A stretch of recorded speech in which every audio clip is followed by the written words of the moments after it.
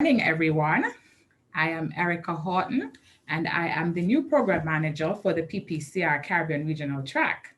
I have, however, been a part of the program management unit since inception as the procurement specialist. Thank you for joining us for the final discussion in the PPCR Caribbean Regional Climate Conference 2020-21. Over the past 2.5 days, we have learned about specific climate resilient interventions supported under the PPCR regional track. Now, we invite you to shift focus with us and look forward on how the PPCR Caribbean Regional Initiative and the PPCR globally has moved the climate agenda forward. Leading the discussion today are... Aujourd'hui, pour la discussion. I'm sorry, I'm getting some French interpretation in my audio. Let me see what's going on there. Thank you. So leading the discussion today are Uname Gordon and Gerard Aleng. And hopefully joining us shortly will be Loretta Rufo from the CIF. Uname Gordon is the Principal Director of Climate Change at the Ministry of Economic Growth and Job Creation in Jamaica. She's an environmental and agribusiness specialist with over 35 years of experience working on successful national, regional, and international development projects.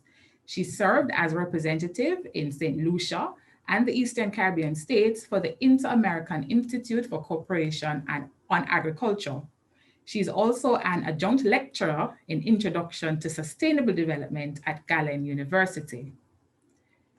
Gerard Aleng is also a climate change senior specialist within the Climate Change Division of the IDB and coordinates the division's adaptation and mitigation activities in the Caribbean region.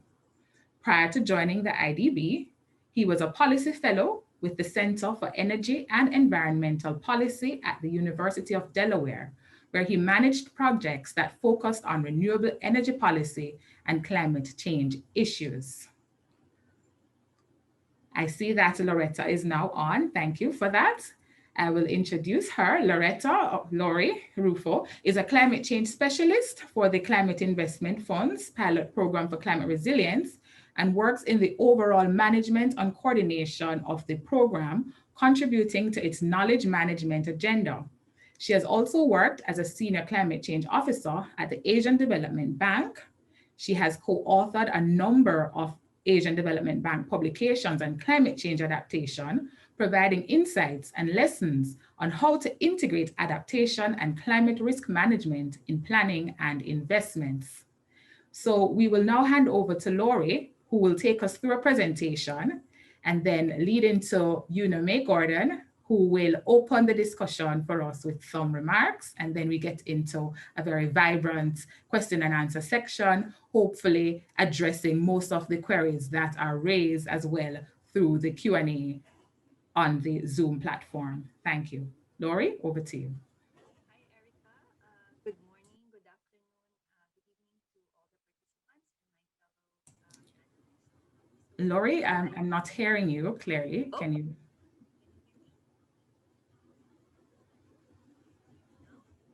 No, I'm not hearing you just the same. Oh.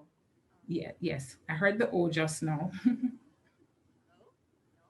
No, okay. All right, I'm going to ask the technical team to assist you on the back end with the audio, and we will head to Uname for her remarks. Thank you very much, Erica. I hope you can hear me. I am. You just went on mute. You can hear me. Thank you very much, and happy to be here. Let me really thank the PPCR team for just allowing the climate change division of the government to be here. I must apologize, really apologize for not being able to join you throughout the 2 days, but as you know, the meeting of the subsidiary bodies of the convention and the Paris Agreement is taking place at this time. And as the head of Jamaica delegation and the chief negotiator on our behalf, we expect to be at the table and to take up the space and leave the large footprint that that is expected of us. So I would like to really start by outlining for you what I consider some reflections, some real reflections on the topic that you posed. You asked how we have been able, how the PPCR is to move the region along, and I would like to say that how the PPCR will move the needle. My camera went out. How it will move the needle along, and to be quite frank with you, I'm just trying to make sure that we are on the same wavelength here with all that we are. Right. So let me say how it will. And this distinction I want to make to say that the evidence and the results from the PPCR is there. And therefore, I don't want to say how it has, because it has helped the region. And we want to be forward looking in the building out of the evidence and improving the science and the research to influence the climate agenda going forward as we are in the sessional period, as I mentioned. As you all know, the climate agenda itself is really built on data and information. And as we say in the climate change division, that data is the energy of climate change and information is the wheel. And so the data generated from this project will have many far-reaching process as we go along. And let me just attempt to highlight two from the results that I see coming out. That the data is critical part of the evidence that we are building out. So it is providing that evidence that countries need to strengthen the national and local planning and the policy framework. And this evidence will easily be underscored and underscore the vulnerability of the region. We don't need to make a case for our own vulnerability, but we need to ensure that the worsening effects of the climate change and the need for greater ambition, and where our ambition is placed in the mitigation and adaptation agenda at the international level, is well placed and our stories are well spoke. So as I said this morning, that we are into the sessional period, the subsidiary bodies are taking place. And as a member of the Alliance of Small Island States, our mantra right now going into the sessional period is we are in implementation mode. We are in implementation mode. And what better way to establish the means of implementation that this project will definitely have an impact on is the issue of capacity building, the issue of finance, and the issue of technology. And allow me briefly to just touch on each a little bit. In terms of the capacity building, the PPCR project, as we know, has built out significant capacity in the region. The climate data network and the capabilities within there is well known. The outfitting of the countries and the hydromet equipment, and I see David online, is well known.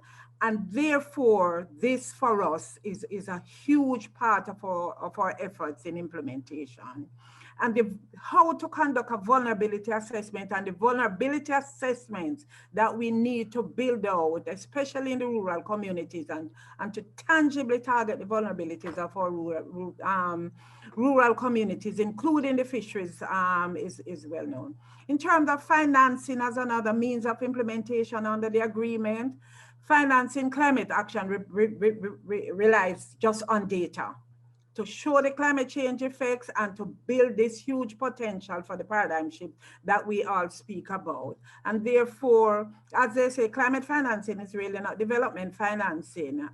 For us, it is a development issue. And therefore, these achievements will be critical for the region to build the case for resources in the future, especially as the data grows and as the competition for financing increases. And the last one I want to touch on is the issue of the technology.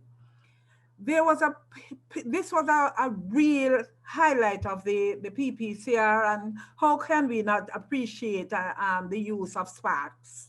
It was a big thing, and for the processing of climate data, and really technology is a pillar of the climate agenda, and we will continue to improve and require improvement in the advancement of technologies as we go into the transformation to a low carbon and climate resilient region. So this part of the project, I think we will have and we will build out on. We are prepared, and the modeling capabilities to allow us to build out these scenarios is well known.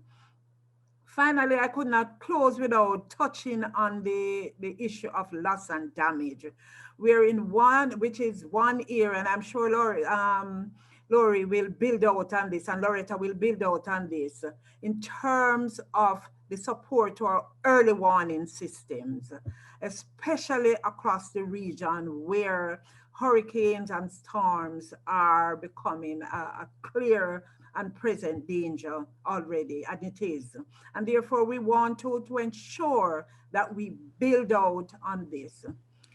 I will close by saying that the long-term benefits of this project to the region's development and the climate agenda cannot be overlooked. And we actually, at the climate agenda, at the climate change division, depends on the PPCR projects, all of them, to provide us with that data for decision making, for the policy making, for the results on the ground, the tangible results on the ground. So I want to thank not only the conceptualizers of the project, the countries that were engaged, the CIF as the funders, and the IDB in terms of a big part of the PPCR, just for the commitment and the tangible results and the benefit that we have achieved under this project. And I'll stop there and wait for the discussion. I hope this has been quite useful and helpful.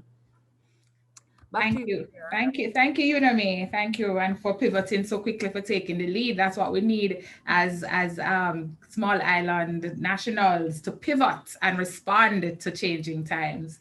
We will now have our presentation by Laurie from the CIF, and she was earlier introduced. Go ahead, Laurie.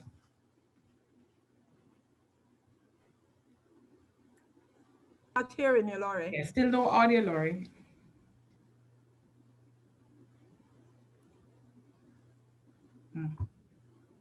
Okay.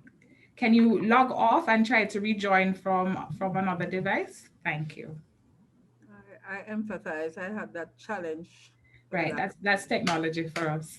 Unfortunately, we are unable to host the event face-to-face, but we will get into the discussion nonetheless. I will throw to Gerard Aleng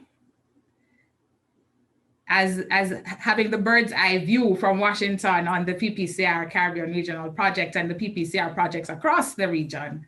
Mm-hmm. What do you think are some of the best outcomes for the Caribbean, having applied the knowledge that we have generated under these initiatives? Thank you very much, Erica, and thank you also, Unami and Laurie, to be on this. And Unami, you've taken a lot of my thunder from me, because you highlighted two of the at least one of the key things that the project has done within the region. Data and information, data and knowledge. That has been one of the sort of keystone elements of this program. This is where the agenda, the climate change agenda, has really moved from when we started involvement as a bank with the CIS back in 2008 in the conceptualizing of the whole CIFs, of the whole, and then the individual programs like the PPCR. One of the things that as we look from where we were to where we are now, this has been one of the critical things. And you mentioned, and I thank you for that, you know, the issue of sparks. And if you were in the one of the sessions, concurrent sessions, the sessions on tools and emerging tools, going back to the well of sparks is incredible. And for those who do not know, it's the scientific platform for applied research and knowledge sharing. And every researcher within the climate studies group at MONA is, every time you talk to them about sparks, they get, you know, they get all, as techies would get, they get all excited because it has significantly reduced the gap that exists in terms of the computational and the resources that were available in terms of scenario planning, which was critical. And you know, listening to, and I mentioned like Jay Campbell, they always mention, you went from a situation of having to wait 6 to 8 months to do an analysis to 1 to 2 days. And going back to, if you were listening to Michael Taylor's talk, given the new climate regime that we're in, given the expanded exposure and vulnerability, one has to respond quickly. One has to respond in accordance with this new regime. And what the improvement in knowledge, improvement in data, being able to analyze things on a really significant basis, improves the adaptive capacity of the region. You know, we can look at infrastructure, we can look at the big tangible things, but to make relevant, contextual decisions, we need the relevant data and information. There's within the region, the tools to make more informed, scientific-based decisions, and at a scale that they can manage and they can handle. I think that's one of the biggest benefits from this program. The other thing has been this whole idea about digitalization, and COVID has shown us the need for that. Fortunately, we were in that trend with this program. And you think about the expansion of the hydromet networks. It wasn't the same business as usual in terms of that expansion. We went to a lot of automation, of automated systems. And I know, you mentioned David, and David would attest to that.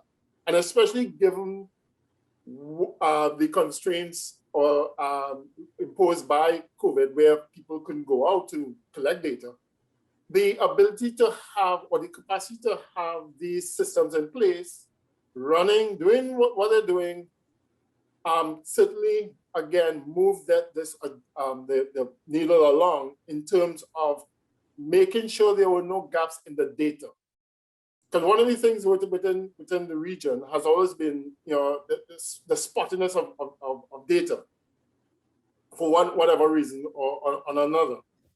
And the fact that you have now a digital platform, whether it's for the hydromet, whether even you looked at, we can look at the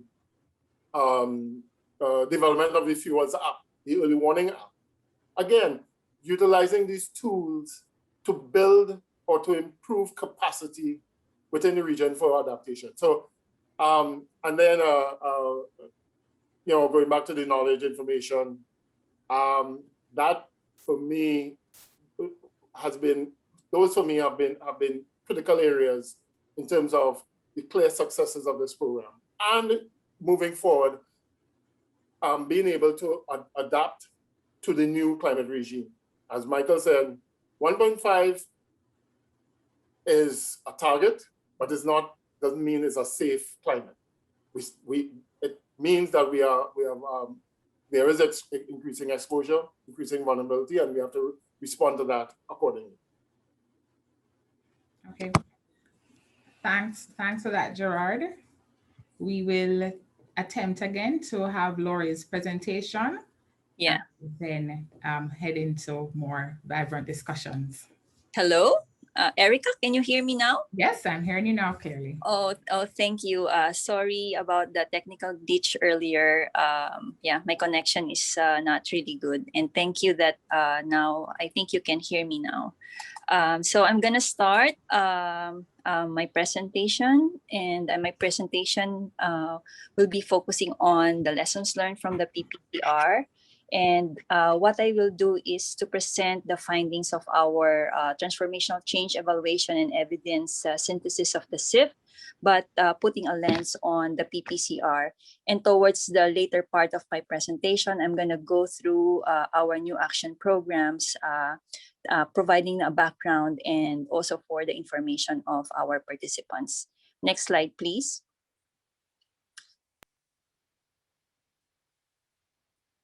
So on this slide, I would like to highlight the unique characteristics of PPCR programming and implementation. You can see from here that PPCR is designed to be a learning laboratory to test out unique approaches to adapting to climate change and building resilience across sectors and communities. What is also good about PPCR is that it is a country-led initiative and it adopts a programmatic approach. The country starts from country diagnostics to identify specific climate risks and vulnerabilities. And this will inform the preparation of investment plans and prioritization of project for implementation.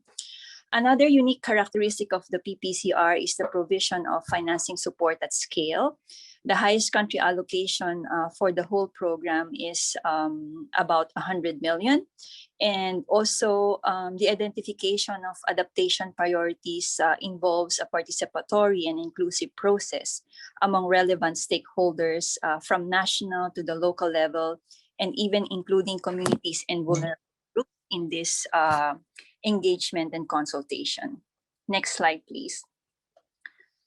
So on this slide, what I'm showing you here is the outcomes of the transformational change evaluation and evidence synthesis that we have conducted for the overall SIF as a whole, but I will be putting a focus on the findings under the PPCR. So you can see from here, through our evaluation and learning initiative, we have established a transformational change learning partnership where we have developed a working definition of what is transformational change, and we have identified 4 key dimensions in order to assess how PPCR has brought transformation in the countries and in the investments of its programs. So here you can see first is in terms of relevance. So in terms of relevance, we are looking at how investments are targeting the most strategic and important areas. PPCR investments are found to be generally well-designed, aligned with national processes, and also are based on nationally led stakeholder engagement. In terms of systemic change, the PPCR has been found to have strong signals of systemic change because countries reflect adaptation mainstreaming at all levels. They have adapted capacity building and comprehensive stakeholder engagement in the whole PPCR process. The program also allowed for change in mindsets, and this is particularly in the most vulnerable sectors and communities. The next dimension of transformational change is scale. And here we can see a developing or an interim signal in terms of public and private sector interventions under the PPCR. Governments and the MDBs have expanded the PPCR programs or even replicated some of the projects and programs. And we can also see that there are examples of PPCR projects where financial and supply chain intervention have become effective to mobilize lending and advisory services, including for farmers, households, and small businesses. The last pillar is the sustainability pillar. And we have found that there are also signs that transformational change can be sustainable, as shown by the government commitment to follow on programming. Some of the PPCR countries that participated in the program also increased their national budgetary resources for adaptation and also demonstrated ownership over national structures and new approaches to building resilience. Next slide, please. So on this next slide, what I just wanted to emphasize, next slide, please. Apart from the transformational change and the 4 dimensions are the other key findings that were found by the study. One is the importance of inclusive planning, stakeholder dialogue, and engagement of influential champions in the country. And the next is the importance of leveraging private sector engagement in climate resilience. And this one remains to be a challenge, but there has been positive experiences as shown by the PPCR. The study also emphasized the importance of strategic gender mainstreaming, that it is a driver of transformational change by enabling dynamic shifts in aspirations of women's participation and leadership, and also in terms of influencing community gender norms over time. The last and also very important is the need to improve attention to transformation in program and investment design. So in terms of those 4 dimensions, recently we have added one more dimension to assess transformational change, and that is in terms of speed. So the speed dimension was added in order to better reflect the urgency of the climate risk and the need for corresponding transformative climate action. Next slide, please. So this will be my last slide. So my last slide here is showing you the new action programs of the climate investment funds.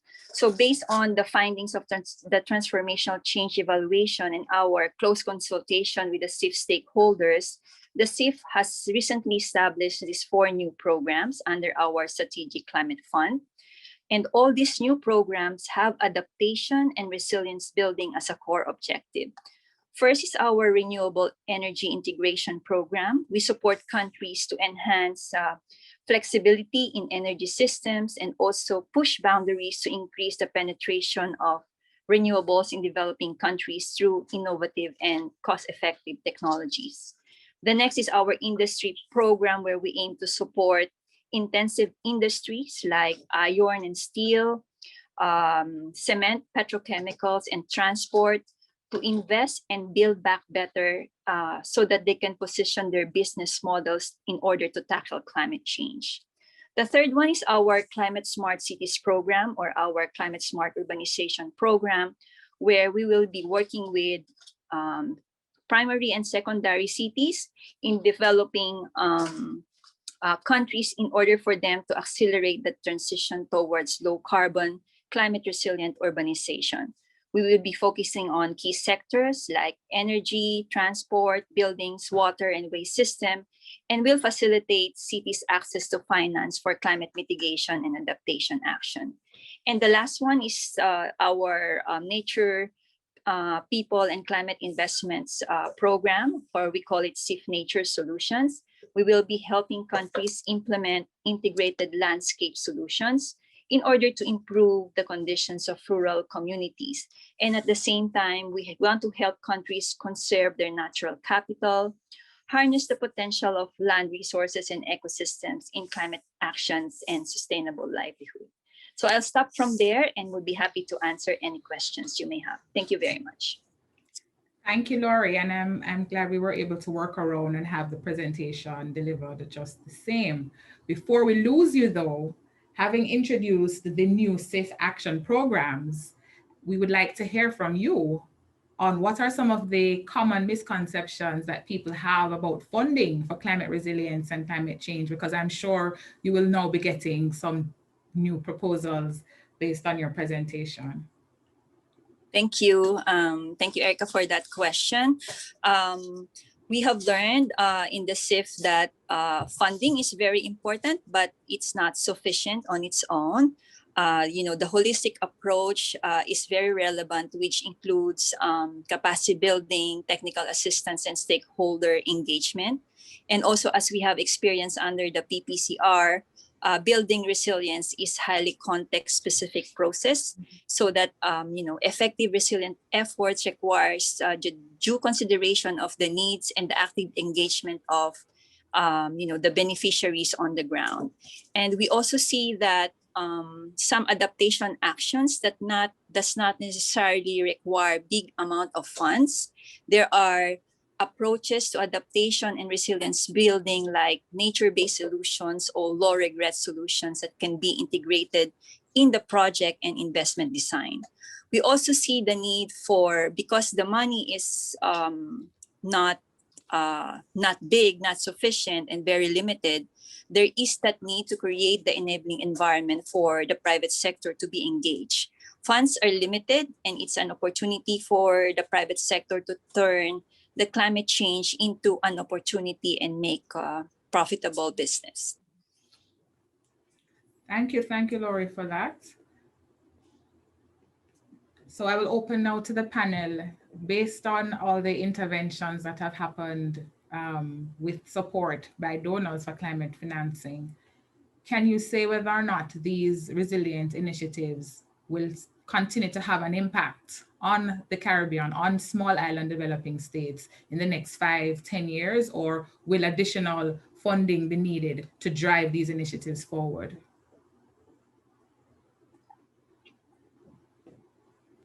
You want me to? Please, go ahead, Ms. Gordon.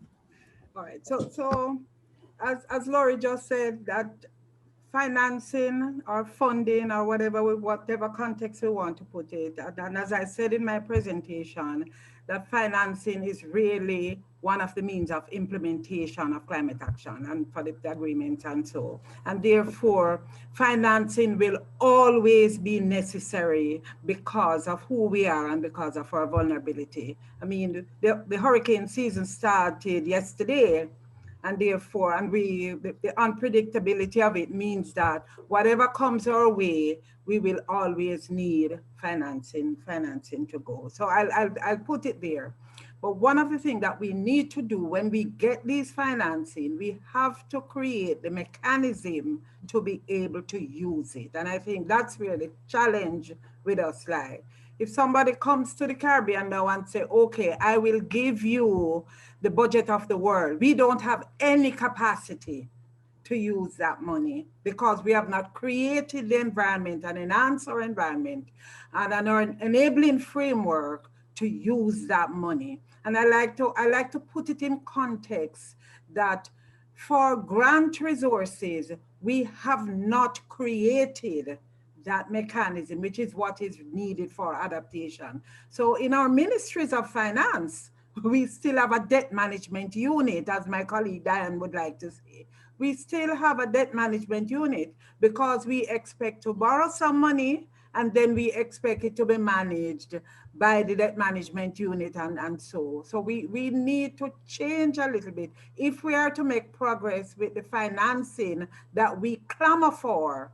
And especially as the negotiations is taking place now as to what will happen as SIF 2 comes in, as we will call that now, SIF 2 now, Laurie, that as that comes in now, what will happen if we get a $100 billion grant to sort out all our, we don't have any capacity to and we have not enhanced our capacity to use that. So in the next 5-10 years, in the next 5-year cycle, we need to start to look at our processes and our policies and our enabling framework to use climate financing tangibly and for it to be able to sustain us for the next 50, 30 years. We are in 2030 and 2050. I hope that will spur some more discussions. Thank you. And it has, because I'm going to play devil's advocate now and respond by saying that based on feedback from implementers, the issue isn't necessarily the financing, but the issue is the interpretation and understanding of the donors to be agile enough to respond to requests considering our local Caribbean scenarios in terms of the use of that financing. How do you respond to that? So it's almost a two side of two kinds, not one kind, but two kinds. Because the agility of the donors, which is an access criteria, that the access sometimes is really, really onerous.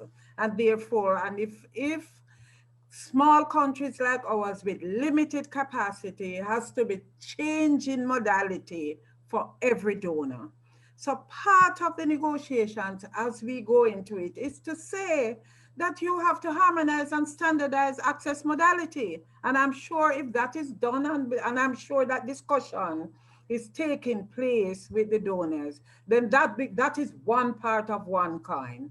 But on the other part of the other kind is the issue that I raised about at the national level as well, that our capacity has to be increased so that we can get a seamless coordination between the donors and the mechanism that is in place. So an harmonization of access modality needs to take place for any climate finance transformation to take place, where you have an IDB modality, the JEF modality, the GCF modality, the multilateral modality, the bilateral modality. All of them are different. We don't have capacity to do that. And I think that is what has prevented us from going there. You get resources and 3 years down the line, you're still trying to figure out how to use it. And the EU modality is different and sometimes really very onerous. So that's one part of one kind, and the other part is the other part of the next kind. And if we put them together, we'll get two sides of one kind. Well, thank you for that first side, and I will hand over to Gerard to provide a response. How can we streamline as donors to make it a little bit easier for countries to access and implement donor financing for climate change? Yeah, well, I think you have an example here already with the PPCR, with the SIFs, because that's one of the reasons that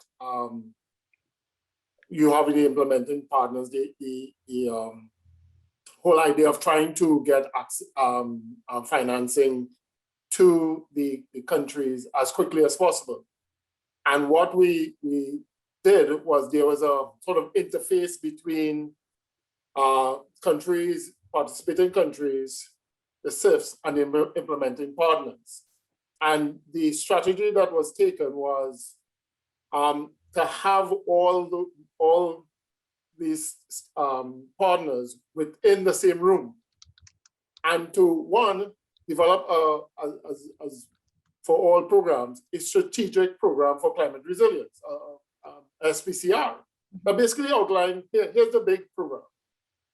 From that, you start to break it down in terms of what you wanted the sort of envelope would be.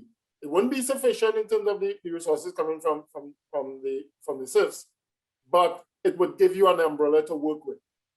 And so having the financial institutions, having the SIFs in the same room, and having the countries in the same room, having a dialogue of, yeah, this is how we want this, and then to try to harmonize access and try to harmonize implementation. And that's what we have done over the years. And now you have, it continues to be in terms of an example of how to do climate financing. Okay. Not just in the region, but you have a global program. And maybe Laurie could speak a little bit about that. But across the region, and now we started with initially in terms of the PPCR, 11 pilots, right. And then you also had for the Clean Technology Fund a number of programs there. And those have been expanded because they worked. And we have seen the example of how they worked. Yeah, there were some teething problems, but over the years, we have been able to overcome most of those teething problems. All right, thank you. Laurie, to you for the final remark. Yeah, I just would like to pick up on what Gerard has mentioned, that the climate investment funds business model that was adopted in the PPCR for all the pilot countries and regions provided a platform for all the stakeholders, to be on the same table, talk about what are those development and climate change challenges, and the country ownership and the country leadership using the programmatic approach is the enabling approach and the enabling condition that actually made a difference, because they were able to talk to stakeholders, the donors, and even on the local community.